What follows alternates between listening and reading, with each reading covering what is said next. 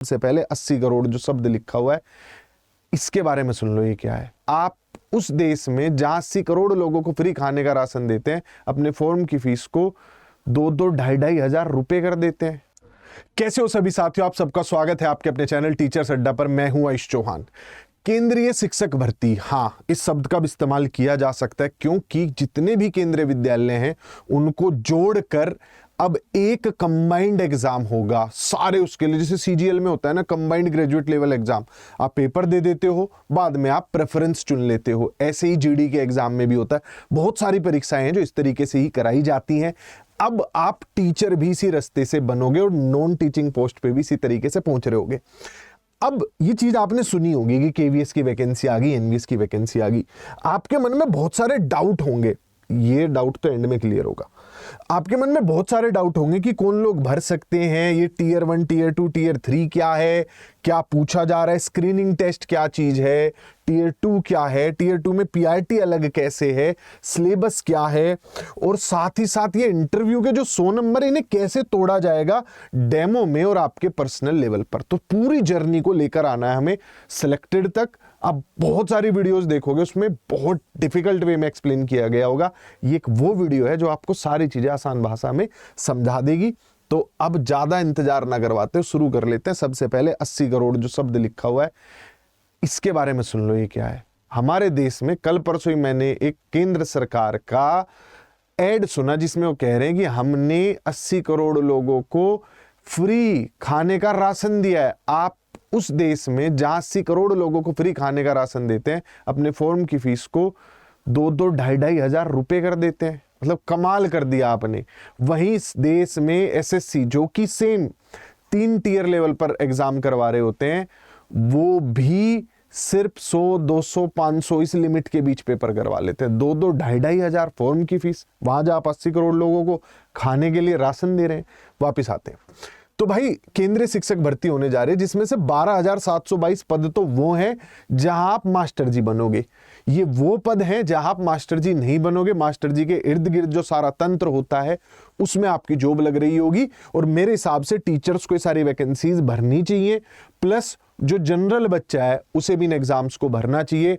आप पुलिस की तैयारी करते हो, किसी और चीज की करना चाहिए। मुख्यालयों की नौकरी है, कुछ स्कूलों की भी है, लेकिन बिल्कुल जॉब का नेचर टीचर जैसा नहीं होता। अब आते हैं इधर। प्राथमिक के 3300 पद हैं, टीजीटी के 6300, पीजीटी के 3000 पद हैं। अब इनसे मतलब क्या है? अगर आपको पढ़ाना है 5वीं क्लास तक तो आपने 12वीं कर रखी हो, डिप्लोमा के नाम पे आपने डीएलएड किया हुआ हो, डीएलएड, बीटीसी, बीएसटीसी, जेबीटी, ऐसे किसी भी नाम से कोई डिप्लोमा किया हो, सीटेट पेपर 1 आपका पास हो, 30 साल आपकी उम्र हो, तो आप प्राथमिक के टीचर बन सकते हो। अगला स्टेप, आपने ग्रेजुएशन कर रखी हो, बीएड किया हुआ हो, पेपर 2 हो और 35 साल आपकी उम्र हो। ग्रेजुएशन जिस सब्जेक्ट के टीचर बनने वाले हो उसी में होनी चाहिए और उस विषय को आपने 3 साल पढ़ा हो। अधिक डिटेल के लिए सब्जेक्ट स्पेसिफिक वीडियोस को मैं नीचे डिस्क्रिप्शन में लगवा दूंगा, जरूर देख लेना आप जिस भी सब्जेक्ट के टीचर बनना चाहते हो। पीजीटी, यहां पर ग्रेजुएशन से और ऊपर बढ़ जाते पोस्ट ग्रेजुएशन। यहां 10वीं तक पढ़ाया, अब 11वीं 12वीं पढ़ाइए। पोस्ट ग्रेजुएशन वाला टीचर बीएड चाहिए, सीटेट पेपर 3 कुछ होता ही नहीं तो नहीं चाहिए। 40 साल आपकी उम्र में 30, 35, 40, 10 साल की महिलाओं के लिए सब कैटेगरीज में छूट है। यानी महिला 40 साल की यहां भर सकती है, 45 साल की यहां, 50 साल की यहां फॉर्म भर सकती है। ओबीसी, एससी, एसटी की छूट जो है फिजिकल हैंडीकैप की, जो कि चलती आ रही है 3, 5, 10 केंद्रीय भर्तियों में, वो वैसे ही चलती रहेगी। अगला स्टेप, अब आप जानना चाहोगे सर ठीक है एलिजिबल भी हो गया, पेपर दिलवा दो हमसे। पेपर दिलवाने के लिए आपको समझना पड़ेगा इस हिस्से को। सबसे पहले होगी आपकी टीयर 1 की परीक्षा, यानी कि आपका प्री होगा। उस प्री में जो बच्चा क्वालिफाई करेगा वो पहुंचेगा टीयर 2 में, जो उससे क्वालिफाई करेगा वो पहुंचेगा इंटरव्यू लेवल पे। तो इस प्रकार से आपका सारा ये जो ढांचा है आपको दिख रहा होगा। कौन पहुंचेगा, कितने बच्चों को अगले स्टेज पे भेज रहे होंगे, तो मान लेते हैं आपके सब्जेक्ट में वैकेंसीज है 1000, तो 1000 बच्चे मतलब 1000 सीट के लिए बच्चे टीयर 1 देंगे आकर, उसमें से 10,000 बच्चों को अगले उस पे भेज देंगे। वैकेंसी का 10 गुना, वैकेंसी जितनी भी आपकी सब्जेक्ट की उसमें 10 की गुणा कर लेना, वो पहुंचेंगे टीयर 2 देने। उन्होंने टीयर 2 दिया, अब जितने पद थे 1000 पद बताए थे मैंने आपको, उसका 3 गुना पहुंचेंगे इंटरव्यू देने, यानी 3000 बच्चों का होगा इंटरव्यू।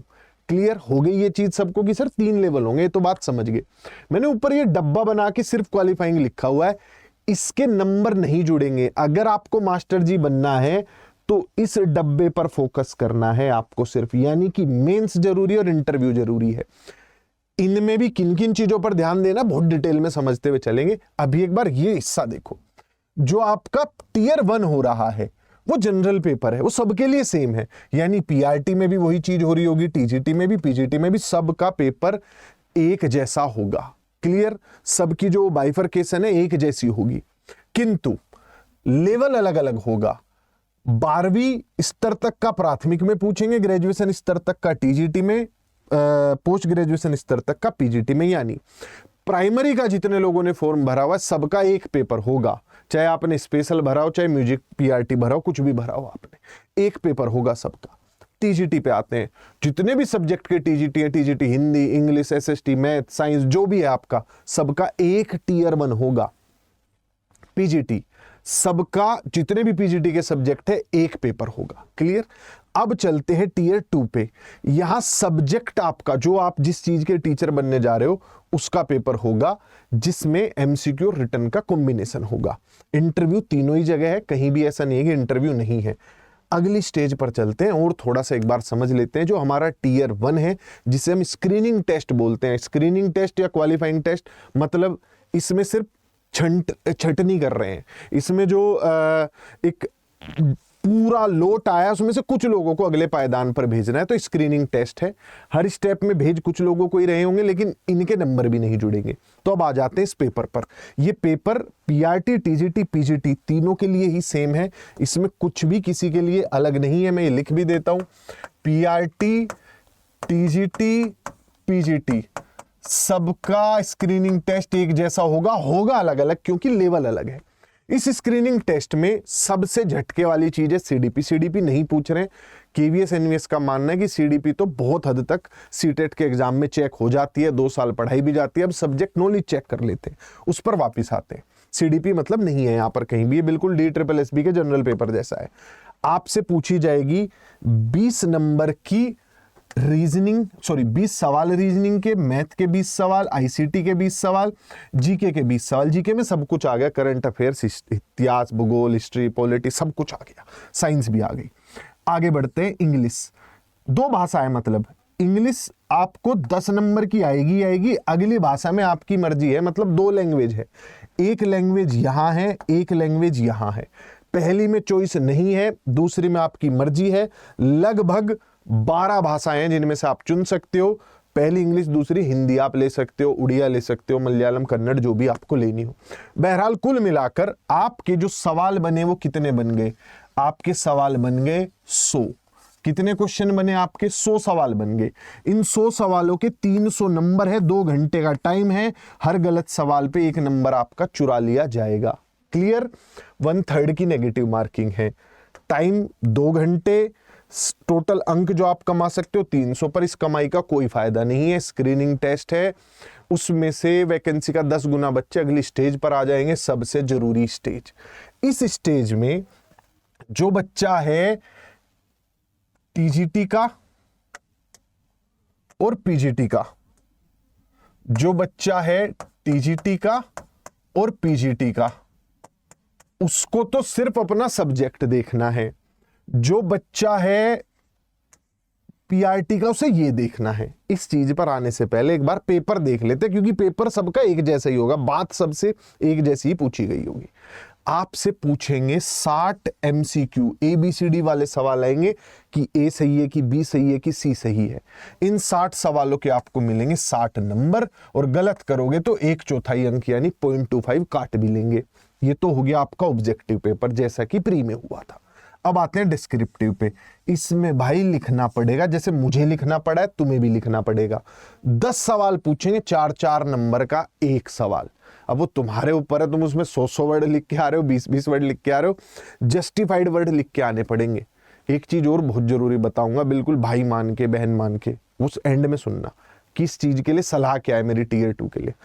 आते हैं इन 40 अंकों पर, इन 40 अंकों में कोई नंबर काट नहीं सकता, मतलब नेगेटिव मार्किंग नहीं है कि तुमने इतना गलत लिखा है कि तुम्हारा एक नंबर काट लिया, नहीं। 4 में से किसी को 0 मिलेगा, किसी को 1, किसी को 2, किसी को 3, किसी को 4 मिलेगा। तो ये आपके डिस्क्रिप्टिव हो गए। 70 सवालों के 100 नंबर मिलेंगे। यहां से आपको नौकरी मिलनी शुरू होगी। अब मैंने कहा ये जो पेपर है, जैसे मैथ वाले को मैथ के सवाल आएंगे, हिंदी वाले को हिंदी के, इंग्लिश वाले को इंग्लिश के सवाल आएंगे, लेकिन पीआरटी में तो ऐसा कुछ होता ही नहीं। वहां तो मास्टर जी सारे सब्जेक्ट पढ़ाते हैं, तो वहां पर जो आपके सब्जेक्ट है वो ये होंगे। पीआरटी टीजीटी में तो एक ही सब्जेक्ट, एक ही पेपर। एसएसटी है तो एसएसटी के सब्जेक्ट्स आ जाएंगे, लेकिन पीआरटी की अगर मैं बात करूं तो इंग्लिश, हिंदी, मैथ, ईवीएस और जीएस का एक कॉम्बिनेशन, जिसमें मतलब सब पूछेंगे भारत के बारे में, कोई भी चीज। भारत के विजुअल आर्ट को भी पूछ सकते हैं, खेलों को भी पूछ सकते हैं, मौसमों के बारे में पूछ सकते हैं, कुछ भी पूछा जा सकता है ईवीएस जीएस में। मैथ, हिंदी, इंग्लिश, ये सारी चीजें पूछी जाएंगी। बहरहाल 60 सवाल है, तो मुझे लगता है 15-15 सवाल हर चीज के होंगे। अगले स्टेप पर चलें, ये समझ आ गया होगा। अगला स्टेप आपके मन में आ रहा होगा, मास्टर जी सिलेबस क्या है? इतनी सारी चीज आपने बता दी भाई, तो टीयर 1 का कोई सिलेबस है ही नहीं, टीयर 2 का सिलेबस है। उसके लिए मैंने एक चीज लिख के छोड़ी हुई है, 4 पीडीएफ, वो मैं आपको एंड में एक्सप्लेन कर दूंगा। सिलेबस इसका है, इसका कोई सिलेबस नहीं है। अगला स्टेप इंटरव्यू। जो इंटरव्यू है 100 नंबर का कहा गया होगा। इसमें पहले बताया जाता था कि हम 30 नंबर दे देंगे भाई आपके डेमो के आधार पे, 70 दे देंगे आपके पर्सनल स्किल्स के आधार पे, उसका उल्टा भी कर देते थे। अभी ऐसा कोई बाइफरकेशन नहीं किया गया है कि इन 100 नंबरों को कैसे बांटा जाएगा। हो सकता है इसके लिए आगे कोई नोटिस आ जाए। बहरहाल अभी के लिए इतना ही है कि 100 नंबर का आपका इंटरव्यू होगा। 100 नंबर का आपका मेन, 100 नंबर का इंटरव्यू। आपको लग रहा होगा भाई फिर तो मतलब नौकरी तो इंटरव्यू से ही लग रही है, किसी की भी नौकरी लग जाएगी, पैसे चलेंगे। ऐसा कुछ नहीं होगा, घबराओ मत। मेरिट लिस्ट जो है वो टीयर 2 और इंटरव्यू के बेसिस पर बनाई जाएगी। टीयर 2 और इंटरव्यू, इसके नंबरों का वेटेज 85 है, इसका 15 है। मतलब किसी के अगर 100 नंबर आ गए उसमें क्या कहते हैं इंटरव्यू में, 100 नंबर आ गए उसके किसमें, दूसरे टीयर 2 में। अब टीयर 2 में जो नंबर आए उनका 85% वेटेज है, और जो टीयर इसमें इंटरव्यू में जो नंबर आए उनका सिर्फ 15% वेटेज होगा। यानी 100 नंबर लाने पे भी 15 जितने काउंट होंगे वो इसके 85% जितने काउंट होंगे। क्लियर? अब जो इसको क्लियर कर जाएगा उससे पूछेंगे उसकी चॉइस क्या है, केवीएस में जाओगे कि एनवीएस में जाओगे। अब तक सबकी जर्नी एक थी, यहाँ क्या आप अलग अलग हो जाओगे जब चॉइस होगी। एंड में आपका सिलेक्शन हो जाएगा। मैंने साइन भी मार दिया, सेलेक्टेड फॉर्म में ही यहाँ बल्ले बल्ले हो जाएगी। अब बीच में कुछ सवाल मैंने तुम्हारे लिए ओपन छोड़ दिए थे, कहा था सलाह दूंगा भाई बहन की तरह। देखो, कहीं भी पढ़ना, किसी से भी पढ़ना, लेकिन वहां पढ़ना जहां सब्जेक्ट की तैयारी डे 1 से हो रही हो, जहां पर पीआरटी के सब्जेक्ट, क्योंकि ये आपके जनरल पेपर में भी आएंगे, इस तरह पढ़ाए जा रहे हो कि आपको मेंस में आंसर राइटिंग भी हो जाए, आपको मेंस स्तर तक कोई लेकर जा रहा हो। और सिलेबस पिछली बार जैसा नहीं है, बहुत बढ़िया सिलेबस है। पहले कह दिया 12वीं लेवल तक है, और पीआरटी का सिलेबस डाउनलोड करके पढ़ भी लेना, मजबूत सिलेबस है। जो बच्चा टीजीटी या पीजीटी की तैयारी कर रहा है, डे 1 से एक तैयारी करनी पड़ेगी अपने मेंस की। केवीएस है, मजाक नहीं है। पिछली बार आपके नवंबर में नोटिफिकेशन आया था, एंड में दिसंबर के शुरू में फॉर्म भरने शुरू हुए थे, फरवरी के 2, 3, 4 फरवरी से एग्जाम शुरू हो गए थे। मतलब टोटल गेम ही 60-65 दिन का था। बाद में इंटरव्यू के लिए बेशक टाइम मिल गया था, लेकिन टीयर 1 और टीयर 2 में कोई टाइम नहीं मिलेगा। धड़ाधड़ चीजें होती चली जाएंगी। अपने टीयर 2 की तैयारी आज करो। अगर आपके सब्जेक्ट में 300 वैकेंसीज हैं तो 3000 में आना उतना मुश्किल नहीं है जितना 900 में आना मुश्किल है। क्योंकि टीयर 2 के लिए जो बच्चों का क्वालिफाइंग रेट रखा गया है वो वैकेंसी का 10 गुना है। यहां पे असली छटनी होगी। और आपके जो सब्जेक्ट है, आपने यहां से कितनी मेहनत कर ली, आप टॉपर भी बन गए, तो भी आपको वैकेंसी के 10 गुना में आना था, आप आगे। जो बच्चा इसके लिए मेहनत कर रहा होगा ना, वो फाइनली नौकरी लेके जाएगा। क्लियर? और जिसका ये बढ़िया, उसका इंटरव्यू अपने आप ही बढ़िया हो जाता है। तो सारी कहानी है, हमसे पढ़ो, कहीं से भी पढ़ो, मेंस की तैयारी डे 1 से करनी है। यहां तो हमने मेंस की क्लासेस डे 1 से चलाएंगे। क्लियर? दूसरा, सीडीपी कहीं भी नहीं है। काफी दुखद चीज है, आप टीचिंग एग्जाम ले रहे हो और कहीं पे सीडीपी नहीं डाल रहे हो। कुछ ना कुछ एक छोटा मोटा हिस्सा होना चाहिए था। अब आते हैं वापस, ये 4 पीडीएफ कौन सी है जिसमें मैं तुम्हें कह रहा था जिंदगी पलट जाएगी। इनमें भाई सबसे पहली पीडीएफ होगी तुम्हारी ये पूरा का पूरा नोटिस। अगर तुम चाहते हो डिटेल में से पढ़ना, वो आपकी पहली पीडीएफ होगी। दूसरी पीडीएफ आपकी होगी सिलेबस वाली कि मास्टर जी सिलेबस भी तो दिलवा देते कुछ, तब तो बात बनेगी। ठीक, तो आपको नोटिस और सिलेबस दोनों चीजें मिल जाएंगी। तीसरी पीडीएफ में आपकी पढ़ाई का इंतजाम किया गया है और चौथी पीडीएफ में आपकी कड़ाई का इंतजाम किया गया है, अर्थात टेस्ट फॉर्मेट का इंतजाम किया गया है। तो ये चारों चीजें आपको मिल जाएंगी जो आपको इन एग्जाम का एक्चुअल कंडीशन के लिए तैयार कर रही होंगी। नौकरी नहीं लगेगी अगर बैच खरीद के जाके बैच में पूछोगे। मेरे बैच में बहुत सारे बच्चे जब पढ़ाई करने आ जाते तब पूछते मैथ के कितने सवाल आएंगे। सारी चीजें खुद करो और जानो क्या पेपर में आएगा, कैसे आएगा और तुम कितने पानी में हो। नीचे स्क्रीन पे नंबर है, कोई भी डाउट आए कभी भी फोन करो। नीचे सारे लिंक लग जाएंगे, सब्जेक्ट वाइज वीडियो देखनी है तो, और गूगल फॉर्म का लिंक लगवा रहा हूं, भर के उसे डाउनलोड कर लेना इन चारों चीजों को। Bye bye, take care.